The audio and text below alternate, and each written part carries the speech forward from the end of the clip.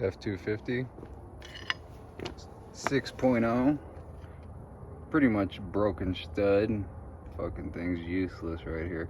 I already replaced 2 of them. This guy with the M on it. I don't know if you can see that.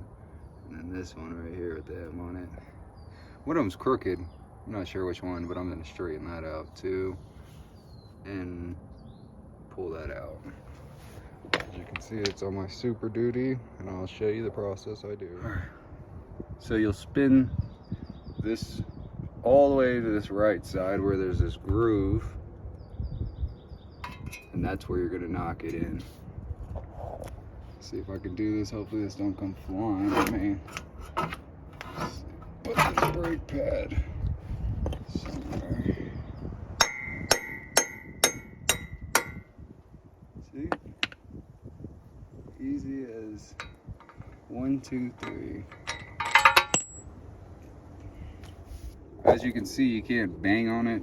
I don't know if you really want to, unless you got, something to put it on and then bang on it. This way it doesn't bend that thing, bend your spindle, whatever you want to call it. Anyways, I'll show you how I do it. Take these 2 wrenches right here. I got pretty much identical sizes. 17s. We're gonna put those right there. And let me see. I got my neighbors pulling up. 1 second. You'll need one of these. It's 22 mil.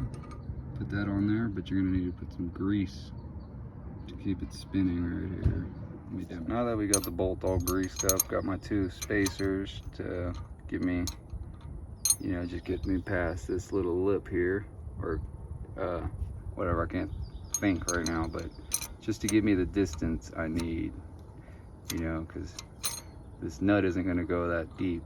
Like, I can't show you the inside of the nut right now. Well, I guess I can. Let me see. Hopefully it doesn't just keep spinning the, because some people probably need to know. I guess you could do it from the other way. I'm not a nut genius, but then you don't have anywhere to put your socket.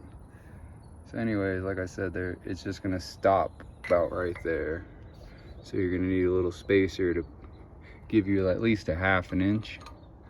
I just got 2 wrenches, more than 1/2 inch.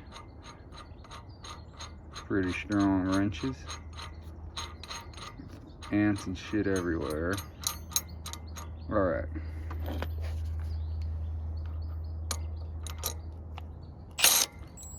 I haven't done this one-handed, so see how it goes.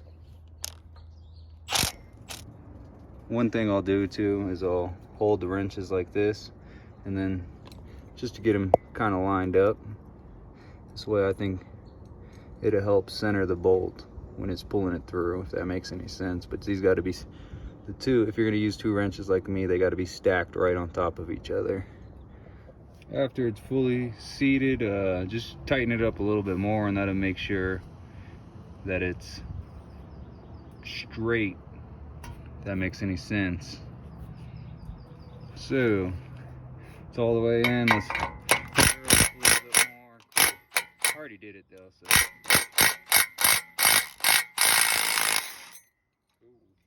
So that is how you fix a damaged or broken thread.